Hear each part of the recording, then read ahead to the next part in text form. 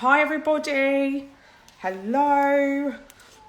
So today we are going to be talking financial well-being, and that's going to be with Peter Komolafe, also known as Pete from Conversation of Money. So we're just waiting for Pete to jump on. Sorry, excuse the horrible light underneath my face. So yeah, we are going to get this going.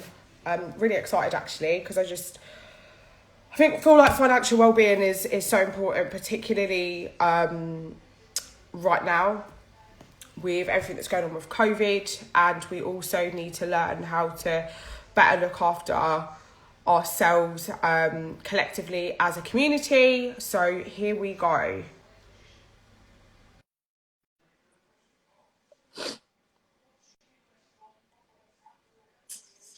Let's go. What's Hi. going on? How How you are doing? you? I'm all right. I'm good. How are you? Good. Yeah, not bad, not bad, not bad. Good. I'm gonna let you introduce yourself, Pete. Obviously, I know who you are because we've spoken loads. I know who you are, but Yeah. yeah, you introduce yourself and what you do, and then yeah, we'll get this going. Okay. Well, I'm Pete or Peter. People call me both, but I go by either. It doesn't really matter anyway. I'm Okay. used to it. But so you see, I create content here on IG, on YouTube. I coach people around money management, investing mainly, because that's really where my expertise Yeah. lie. I've worked in financial services for 15 years. I've worked across retail banking, corporate banking. So retail banking is just kind of like dealing with individuals like you and I. Corporate banking is dealing with businesses. Then I went into wealth management. I've been in wealth management for the last 8 years or so. So I'm a qualified financial advisor. That's Yeah. dealing with investments, building investments, managing investments, all that kind of good stuff. So I've stepped away from the advice side to things because all the stuff that I've learned in 15 years, I Yeah. never got taught in school. I learned on the job, on the fly. And we should have been taught all this stuff in school. So it's kind of like my mission to kind of help people understand the nuances between, trying to invest, how you actually get started, the things that you need to be made aware of, but sitting underneath that, all of the fundamental money management bits that are really, really important. And really, one of the most crucial parts is mindset. Yeah, definitely. You need to have the right attitude, don't you? Absolutely. Absolutely.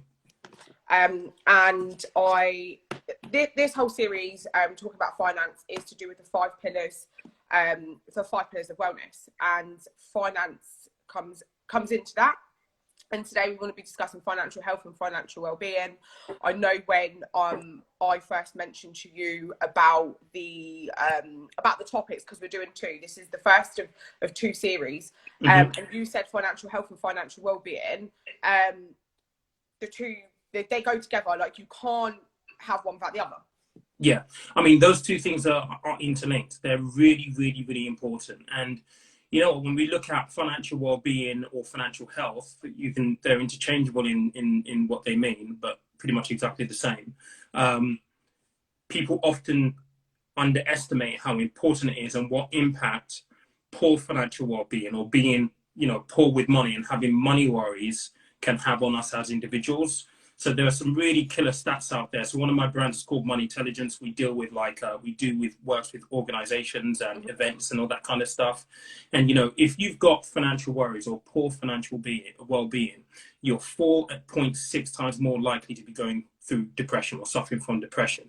You're 4.1 times more likely to be suffering from anxiety. So these are big, big issues, mental health issues often, that are directly linked to how good we do with money or how poorly we are with money. Okay. We have had a question from Ben underscore Adatimole. And I know you've actually just done a series on pensions. Funnily enough, I thought about pensions, Yes, I so did. Yeah. I thought I'd just quickly slip this one in. Uh-huh. Should we start putting more money into our pensions, which is used on managed stocks, rather than just going straight into stocks from a tax perspective?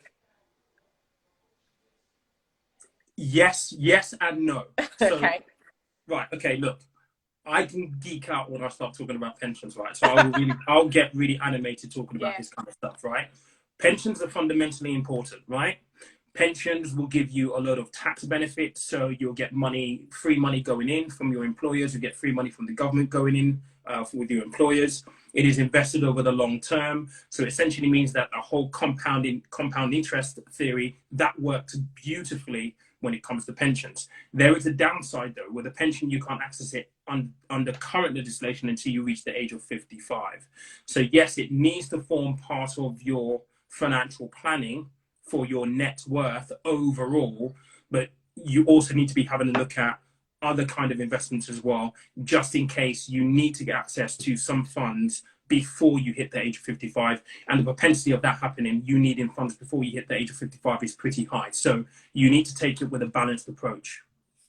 Thank you. Do you know what? I wanted to get that in there purely because I know that you've just done pensions, and I didn't want to get that question lost in translation. I know you literally done a whole IG live, and you have a YouTube channel as well where you go into like huge amounts of detail around what people can do with their money. I'll also I'll put all of that in the caption after, because we are going to save this IGTV, so I will put all of your information in there, where people can find you on YouTube and where they can watch and bask in the glory of finance and get themselves financially on the better track.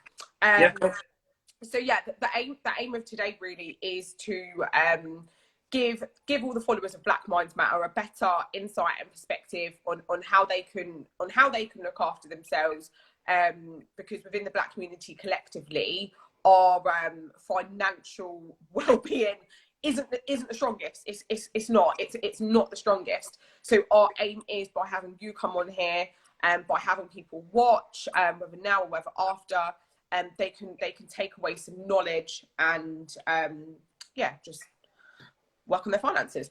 Yeah, I mean, I think if I were to open this and sort of, talk about financial well-being, this is a really important part. So typically, financial well-being is broken into 4 areas.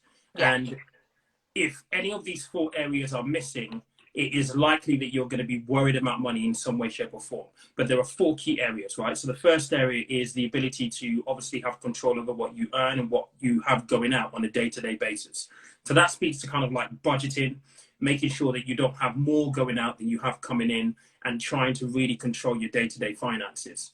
Then you've got the ability to actually deal with sudden shocks. So for example, COVID, right? Many people have been on furlough. Many people have had to take pay cuts whilst the furlough scheme has been introduced. Now, for many people, I certainly know people in London who had to move out of London whilst all this had been going on because they couldn't afford the rents and stuff. So it's talking about how do you deal with another COVID coming along, or you losing your job, or something happening where you can't continue to earn the money that you're accustomed to earning, particularly if you're laden quite heavily with debt. And that's another issue, another topic that we can talk about later on. So that's the first 2. Then the third one is all about the ability to actually plan long term. So this is all about being able to plan for retirement, having a pension, and actually achieving life goals as well. So many people want to buy property. If people feel that they don't have the ability to do those things, then that then leads to financial worries, poor financial well-being, because money is an emotive thing. And a lot of the time, money is a tool to help us do the things that we want. So it's there to help us, buy that first property or buy that second property, but to enable us to do the things that we really want to do in life. So those are 4 key areas that are really, really important when it comes to financial well-being, that are overarching areas that we really need to pay attention to. Okay. And again, I know I mentioned when we spoke yesterday about money being an emotive thing. With everything on social media, people get stuck in the glamorization of living a lifestyle, of owning things like material items and looking good, as opposed to having assets. So more liabilities, basically. People have more liabilities than they do assets. And I really don't think that social media help. So from your perspective, how do you see assets and liabilities, and what should people be doing? Oh, listen, you know my story, don't you? So listen, oh my God. So for anybody who's watching this, I can say this now, I can say it with hindsight, having been in the situation where I've done some really just stupid stuff. But I think what is really, really important is that we have a clear understanding of what we want in life and what is important in life. I used to work in Canary Wharf. I used to do very, very, very well. And because I never had any financial education when I was growing up, money was scarce in our house. I naturally did what everybody would do when they come into a load of money. I'd go off and buy designer stuff, spend £1,000 on a pair of trainers, £10,000 on a watch, all these things, right? And when I look back at that, I could have put that money to good use. I could have put that money to the stock market, for example, right? And had that money grow for me exponentially by now. But it's money that I spent because, number one, I wasn't thinking about it at the time.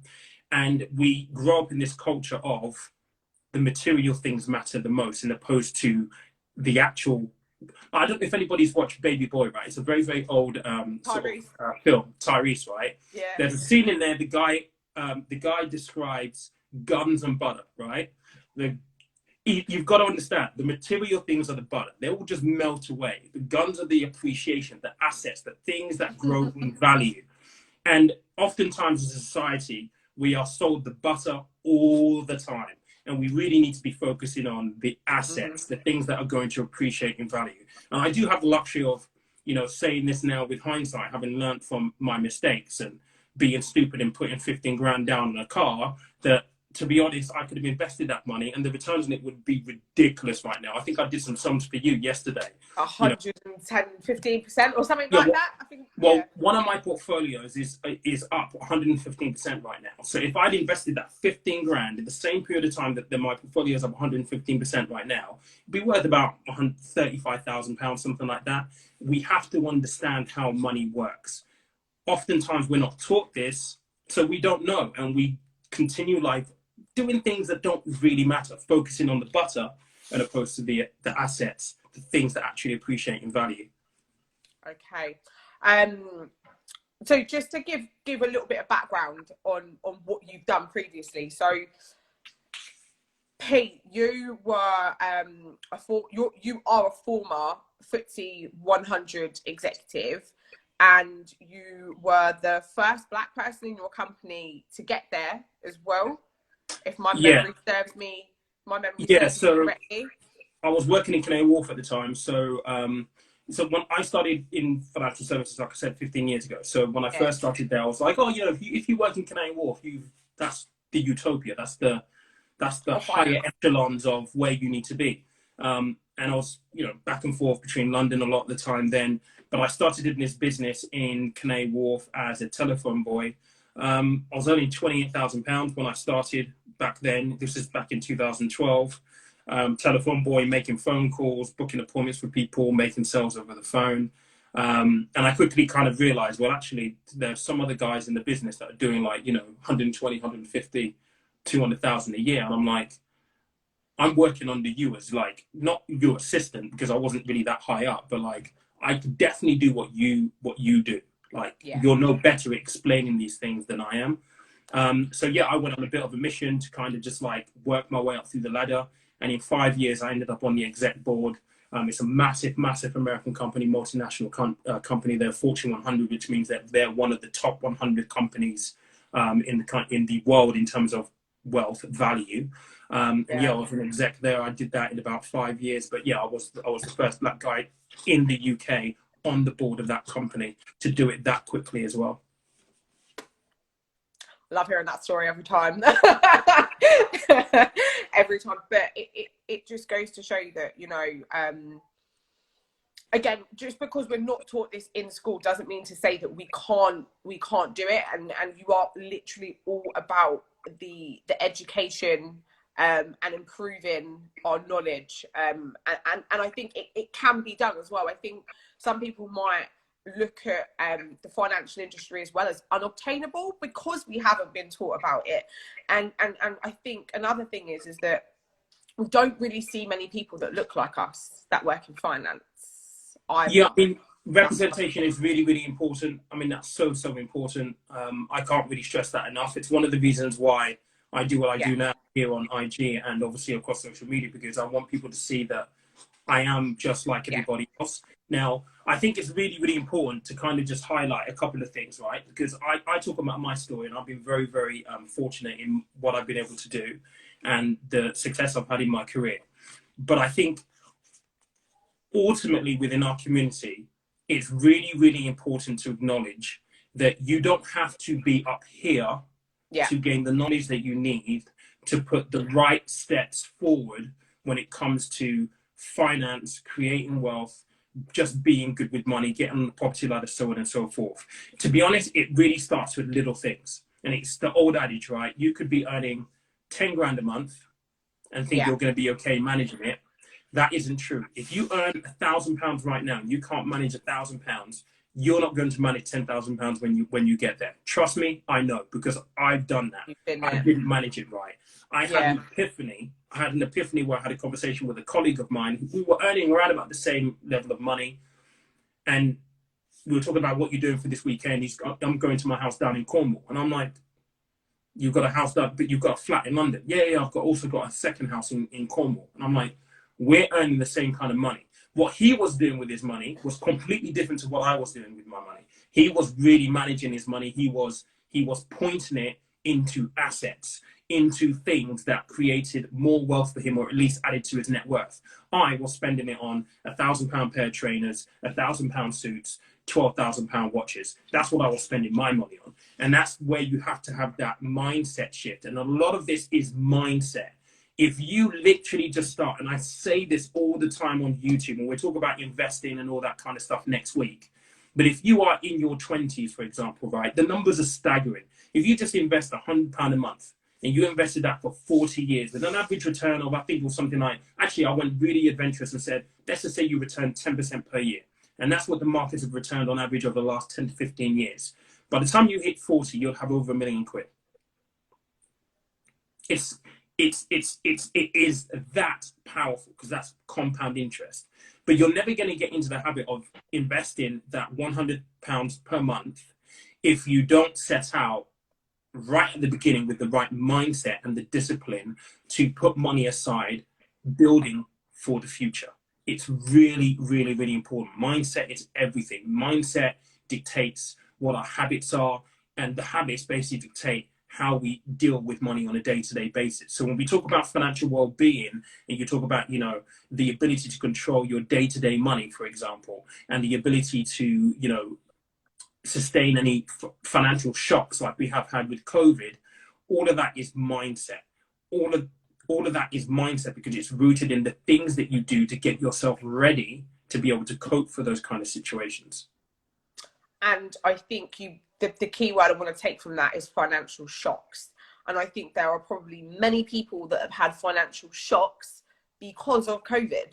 And this is probably made them think like, oh, like I didn't plan for this. I mean, nobody planned for this. But again, I know you said that it's those people that have been prepared anyway, regardless, that will be okay. And what did you say? I think you said yesterday, it's the smart people will learn from this. So maybe COVID hasn't happened before. Yeah. But as a result of COVID, we're now back in a recession. Yeah. Recessions happen all the time. There was a recession back in 2007, 2008. I remember I was working in financial services for that. There was a recession back in 2000, right? The next recession is probably only 5, maybe 10 years away. It could even happen anytime between that or even sooner. The smart people will be looking at the markets right now thinking, okay, the market's at a discount. Maybe I'm not in a position where I can put a load of money into the stock market right now. But the smart ones will be thinking, well, this is going to happen again. I'm going to make sure that I'm ready so that the next time this happens, I can throw money into the stock market. Because let's not make any mistake. This is how wealth is created. Wealthy people have been doing this for decades upon decades upon decades. They've been positioning themselves so they have money to basically invest in the stock market when everything's down, and it's going to take a little bit of time for things to recover. I think one of the things that we often have is we want to have that instant gratification right now. We're looking for that quick buck, right? We want that money, that return immediately. And that's fine. There's nothing wrong with looking for an immediate return, but you also have to have the ability to look long-term as well. and look into the future. Try and future-proof yourself. They call it future-proofing for a reason. It's future-proofing for the future to make sure that in 5 years' time, you're in a better place than you are right now. Because otherwise, what are you doing? You're standing still. You're not making any progress. And if you're not making any progress, I promise you, the world around you, your colleagues, your friends, your family, are all making progress. So the question is, do you want to be left behind, or do you want to be the captain of your own ship and really spearhead your own progression, your own wealth creation, and your own destiny, really, to be honest? Superpower_app said, these are great insights, and I couldn't agree with more. I think as well, the fact that we're talking about financial well-being, tying that back into mental health, I think if we take these steps and manage ourselves better, it will then protect our mental health. I know myself, I've said to you that I personally have been a lucky person that hasn't been furloughed, and thankfully I've managed to keep my job, but it still doesn't scare me that I could be in that position in the future. And even now, everything that you're saying, I'm thinking, right, well, what steps can I actually take to make sure that if the time does come and there's a recession in 10 years, what could I do to future-proof myself? Because I do suffer with anxiety, and worrying about money can leave you with some sleepless nights. And it is a huge concern. Like, looking at some stats around money, some people take their lives over debt, over not having money, over not being able to, afford to pay their mortgage. And that's scary. Like, that, I can appreciate that scary stuff. No one really wants to be homeless and have to worry a bit about these kinds of things. So yeah, I think, if we can take these steps and manage our well-being when it comes to finance, we can better protect ourselves. Absolutely. I mean, look, let's look at it this way. I mean, I quite openly share my story. I've been homeless twice, right? My parents are Nigerian. I don't have any family here. I came back here when I was 17 years old. They gave me £50. I was homeless twice during my journey. Being homeless is my biggest fear, just going back to that. And let's be really, really, really real, right? That, for many people, is a few paychecks away if you don't have money put aside to make sure that you're secure. Being really, really frank, especially if you don't have any family here. Yeah. And, we talk about, financial shocks and being able to be in a position where you can cater to those kind of things. Again, it's mindset, it's discipline, it's preparing for the worst. Most people, when we talk about emergency funds, because we don't get taught this in school, we don't know what that basically means. I always say this, I've worked with wealthy people as a financial advisor. Most wealthy people that I've always worked with always budget their money with the contingency of having something set aside in case the worst happened. And that doesn't matter whether they've got money invested in the stock market or anything. They always have a separate contingency. Having that safety net is absolutely crucial. You cannot go through life not having the financial security or the ability to know that if everything were to stand still, that at least you can cover yourself for 3, 6, even 9 months. You have to have that basic foundation, that basic level of protection in place. And typically what it looks like is, if you want a practical tip, which I'll give you guys here, you need to write down all of your outgoings, every single penny of it, every single month, the things you have to pay for. So the rent, the mortgage, the car, the credit cards, the gas, the electric, the council tax, the food, write all of that down. Tally that number to a number, that total you need to times by 3, 6, or 9. That number is what you need to have in an account for backup, because that is your emergency fund. That means if you were to break your leg, you couldn't get any, benefit from work, you could cover yourself for 6 to 9 months, knowing that you haven't got to worry about covering bills. You don't have to worry with the stress. Now, I've recently been, and we were talking about this yesterday, Soraya, I was made redundant as a result of COVID, right? So in my career, I worked myself up to the position where, I can get paid pretty well. Got made redundant because of COVID. And it was a new position that I went into. They headhunted me to go into a project. So it was exciting. I did it reluctantly, but I thought this is actually quite exciting. It gives me the ability to use my skill set in a different way. And obviously when COVID came along, they basically cut me. So they gave me a little bit of a payout, but it wasn't really that much compared to if I was at a place for 5 years.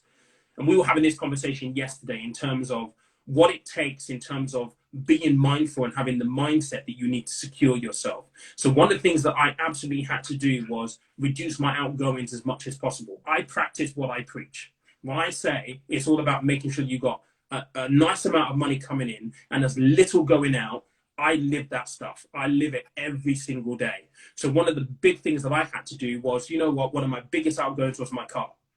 I'm self-employed now. I drive electric. So actually it's very, very cost effective in terms of the running. I just need to pay for tires every year. Servicing is every 2 to 3 years or so. But I still had it on finance. I had to pay that off. So in order to secure myself, to ensure that I have pretty much such a small amount going out, now that I'm self-employed running my own business, was to pay off the car. That was a big chunk of money that I had to send money off to. That's £24,500. But it set me in a position where now I don't need to find £2,500, £2,000 to cover my bills. I need to find 700 quid, including my mortgage. I have zero debts now. And it's really, really important that we kind of understand and take a conscious look at our finances and be brutally honest with ourselves. And I'm not saying, you know, cut things that mean that you can't enjoy life. Many people have gym memberships, that kind of stuff. You need to keep balance. But the things that don't matter, the things that you're not really going to miss, you have to be willing, if push comes to shove, if it is required, to cut it. Because reducing your outgoings, not having that many liabilities, gives you that peace of mind. If you had £10,000 in the bank right now, how much more comfortable will you feel and secure would you feel? You're going to feel like a weight's been lifted off your shoulder. It doesn't matter if your boss is a dick, right? And you walk out. And this is the reality that most people live in. Most people hate what they do on a 9-to-5 basis. People that I coach, most of them hate their 9-to-5, wish they didn't have to go there. The one thing that stops them from leaving, though, is I can't afford it. But if you had £10,000 or £12,000 in the account, you could just say, you know what, I've had enough. I'm off. I'm gonna take 6 months off, go travel and do whatever you want to do. It gives you the ability to have choice.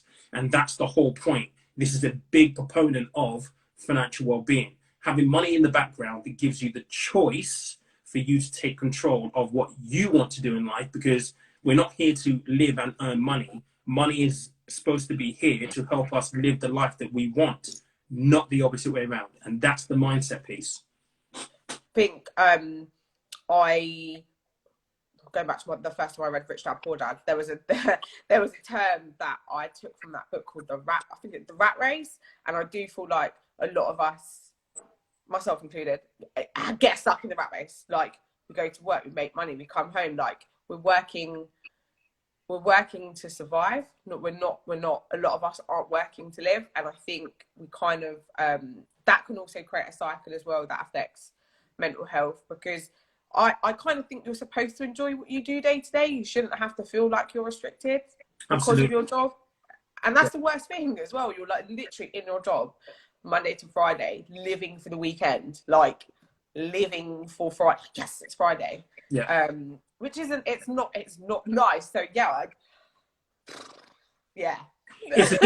So this is what I say to people, and there's a question on here which I'll answer within my response here, is that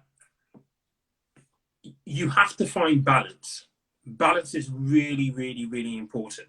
So what I often say to people is, right, what are the things that you like to do? Right. So for some people, like for me, I'm a movie nut. So like, if I can't have my Odeon cinema type ticket, that's just terrible for me, right? It's one of the few things that I do enjoy. So what are the things that you enjoy doing? You need to account for those things specifically, right? Really, really account for those, because regardless of how much you want to build for the future, if you're sacrificing things that make life enjoyable now, you're never going to carry on doing that for the future. So you have to try and gain balance. But one of the questions on here is, can you have a contingency when you're already stretched and living on an overdraft? Yeah. And what I'll say to that is, you need to be practical in terms of your approach with this. So what I would do is I would sit down and have a look at everything I've got coming in, everything that I've got going out, right? And then have a look at what are the necessary things that I absolutely need. Now, in that circumstance, it may mean that you need to make some short-term sacrifices in terms of, right, I'm going to get rid of this. Things like Spotify, Netflix, those kind of things. Those are little things that cost 10 quid, 9 quid here and there. But those little things do actually add up. And if you've got a number of those, all of a sudden you can then have £50 left over, which you can then put away into a separate account that is your contingency fund. And people often say, well, that's not really a lot of money. Well, you do that for the first month, you do that for the second month, then all of a sudden you know that you've got money there. And it's a psychological thing. Knowing that you've got some money there to call upon gives you the boost. It gets you into that habit. And it means that eventually, when you have got the habit and you've started to do it over a prolonged period of time, it becomes second nature first and foremost, and that amount just becomes bigger. Okay. And I think that's sometimes some things that people might worry about, really, there, isn't it? Like, if you don't already have any money and you need to save, and then you hear about investing, like, where do you go? What do you do? Like, how do you do it? How do you prioritize it? Because again, like you mentioned there about like budgeting and laying things out, it's not second nature. Because, you know, like I said, we've had many a conversation about finance not being taught in schools, and these are like core and crucial skills. Like, nobody teaches you in schools like how to pay your bills, how to pay council tax, like what mortgages, like, and they're life skills that we all need. Like, it's so crucial. It is so crucial. Yeah, I think it's important as well. So often, and social media is terrible for this, right? Yeah. Social media puts so much stuff in front of you that you're like, oh, I should be doing that, I should be doing this, I should be doing that, because you're seeing so much content depending on what you're looking at. One thing I would say to people is this, right? When you're a child, when you're a baby, you just don't get up and run. Day one. You crawl, right? Then you start to walk, and it's a little bit awkward, and you then gain confidence, you get your posture right, then you're able to actually run. Yeah. This money game is exactly the same thing, right? You have to start somewhere. So you have to start laying foundations. What I would say to everyone on this would be, know where you are and know what your steps are. So for example, if you're in a position where you're struggling day to day in terms of money management, don't start thinking about investing just yet. Thinking about getting that right first and foremost. And, you know, most wealthy people that I work with, this is one thing that I've seen as a consistent theme with every single wealthy person that I know and I've worked with. They budget their money differently. And this is how they budget their money. They have one pot for all of their essentials, so all the stuff they have to pay for. They have a second pot for all the stuff that they like to do. Golf, cinema, holidays. They actually budget for that. Then they have a third pot, and this is what most people don't do. They have a third pot for investing for the future, so on and so forth. What we typically tend to do, and what I've done historically, is money just comes in, there's bills, then everything else I just go and blow. It's the mindset to say, okay, right, those are my bills, then I've got this amount of money left, right, what are the things that I enjoy doing? Allocate money for that. So going out, right, having meals with friends and family, entertainment, all those kind of things. Allocate a set amount of money for that. If you have anything left over, fantastic. That's either your emergency fund to start off with, just to get you that foundation. That then, after you've got your emergency fund, becomes money that you then invest into the markets. But 3 distinct pots or 3 distinct things that you budget for is absolutely crucial. That's best practice. It's what I adopt personally, and it's what I've seen all of my wealthy people, clients and mates use. Okay. Lord of the Remzo, what's the best market investment? No. We're doing investments next week. That's next week, isn't it? So we'll save that. There's a lot to get on investments as well. Yeah. We're saving that till next week. So if you come back next week at 7:30, we'll talk more about investments then. SuperPal_app, is debt consolidation a good idea? Yes. Debt consolidation will offer you the ability to basically reduce your outgoings, right? So, for example, if you've got a loan, you've got maybe 3 or 4 credit cards, for example, getting them onto one or putting those credit cards into a personal loan will mean that, number one, you have an end in sight because it will be termed, and you'll also have a fixed amount that you've got going out as well. Now, debt for many people has actually been quite a big thing in this pandemic. Yeah. And it's difficult to get out of it once you're there. I mean, I guess for me, when you're looking at debt, and I'm not a debt specialist, so to give debt advice, you have to actually take a license and a thing for that. One thing I would say is if you are struggling with debt, there's a couple of things that you need to bear in mind, first and foremost, and we've already mentioned one of them, right? Sit down with what you got coming in, what you got going out, right? If you're really, really, really struggling with debt, then it's really, really important that you then go and speak to the people that you owe money to and say, look, I am struggling. Yeah. Is there some kind of agreement or arrangement that we can come to where I can either reduce what I'm paying right now and have a regular plan going forward? And by the way, if it is credit cards, personal loans, they can't just tell you to go away. They have to hear you out. They have to have a conversation with you. They have to offer you some help. So most people would just stick their head in the sand and be like, oh no, I'm just not going to deal with it. You need to front it up immediately. Don't sit on it for a month or two. Go to them and say, I'm struggling. I'm struggling because of this, and I need your help. How can you help me? And they have to hear you out. They have to offer you some kind of assistance. They can't just be like, oh, look, you've signed an agreement, so it is what it is. They can't do that. So I would strongly recommend speaking to your debtors. Now, if you're in a position where you've still got money coming in and you do have enough money left over to allocate more money into that debt, then you can also do that. But if you are really, really struggling, make sure you speak to your debtors. Okay, thank you so much for that. Jason 2030, I have no idea what Club of Rome is. I don't know if that's a finance thing. I don't know what that is. Pete, I don't know if you know what that is, but I have no clue. So, what was it again? Are you guys pro or anti Club of Rome? I've never heard of that in my life. I've never heard of Club of Rome. What is Club of Rome? I have no idea. I don't know. I have no idea. I've never heard of it. Club of Rome. Let me just Google it quickly. Club of Rome. eBay. Club of Rome on eBay. Club of Rome.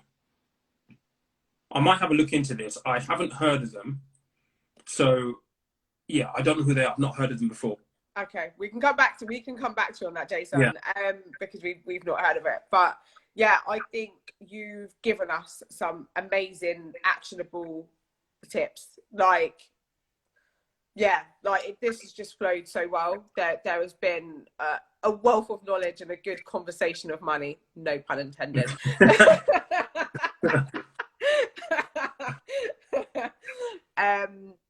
Is there anything else that you wanted to add in, Pete, about this? No, I mean, I think ultimately, look, we'll get into the investing stuff tomorrow, which is, I think is next week, sorry, which I think is a very, very important topic because, again, social media is full of misinformation and people often confuse trading with investing. They're two different things. Very different things. I'm sure, certainly through the pandemic, I guarantee you, I know I've certainly seen it, and many people who are watching this who will watch this will know that there has been a huge uptick in trading adverts because they're trying to get hold of your money. So we'll dive into that next week specifically, and we need to be careful. But hopefully I'll be able to impart some knowledge onto you guys on there. But I would strongly encourage people. When it comes to money is a game, right? It's like a game of chess. If you don't know the rules to chess or checkers, whatever the game it is that you want to pick it to be, if you don't know the rules, you are going to get railroaded.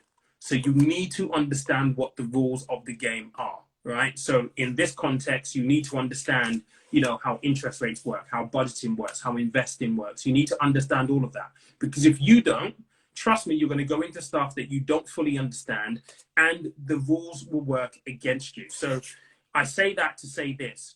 Take it upon yourself to kind of be on a mission to learn the basics of this game, the basics of money, of finances. It is so crucial. If you don't know the rules of the game, you don't know what you're doing. And so seek out the information. I mean, I've got a YouTube channel. I've got a load of stuff on there. I talk predominantly investing over there, but I do a Q&A every 2 weeks. I've got a Q&A on YouTube tomorrow night at 9 p.m. So find me on there. Come and join me on there. You can ask me questions directly on the Q&A on YouTube. But yeah, my job is to basically help share my knowledge effectively and coach people in, you know, finances really, and use my experience to empower other people. Just don't be afraid to ask questions. Oftentimes, because money isn't taught in schools and it's very un-British to talk about money, we feel embarrassed to ask questions. And it's like, there is no such thing as a stupid question. If you don't know something, that's absolutely fine. The fact that you're asking the question shows that you're brave enough to put your head above the parapet and actually up your game. And that's what this is all about. It's about upping your game to enrich and enhance your life. Simple as that. Amazing words. Thank you. So for everyone, just sort, I think someone asked, who was it? Let me just go back. Miss K Parday asked about the 4 points of financial well-being. If this live is going to be saved, so you can go back, go through it, because you run through the whole lot. And I got the 10% battery warning, so we might not have enough time. If I'm honest, I want to get this uploaded onto Instagram before my phone dies. But all of Pete's someone has put it in the comments as well, so it is there. Oh, amazing. All of Pete's information is going to be on there. Please go and subscribe to Pete's YouTube channel. Go and subscribe to him on Instagram. There is so much wealth and knowledge, and in comparison to these scam artist traders, like, you are top class and you're qualified as well. Like, we don't get much better than that. Like, there's so much information that Pete drops and so much knowledge that Pete drops. But this live will be saved, and all of Pete's information is going to be at the bottom. You'll be tagged in the story. So yeah, make sure everyone goes and checks you out. And yeah, we'll be back next week. We'll be back next week, same time. And this time we'll be talking about investments and stocks, and just making sure that people don't get scammed on Instagram by fraud. One thing I'll just say to people as well, before your battery dies, right? I do not on any of my social channels tell you that you're going to be a millionaire next week, or you're going to make 10 grand, 15 grand next week, or in 2 days, or in 3 months' time. I don't do any of that. I teach you the foundational stuff that you can use to basically go in. You know, if you want to go into property, you'll get some of the foundational stuff from me. But if you really want to invest in the stock market and build wealth over the long term, the stuff that I teach will give you all of the stuff that I've learned in 15 years being in the financial services industry, being a qualified financial advisor, and all of the stuff that I've learned from every single wealthy client that I've ever worked with and every single wealthy person that I know. It's not get rich quick. It is long term, taking care, paying attention, and actually building a plan to better your future. That's what I teach. Amazing. Thank you so much, Pete. Right, we'll see you next week, same time. But yeah, thank you so much for joining, everyone. I'm so grateful that you came on. Thank you. Thank you. No so worries. much. And I'm we'll see you next week. to next week. All right. Thanks, Pete. See you soon. See you later. Cheers. Bye. Bye-bye.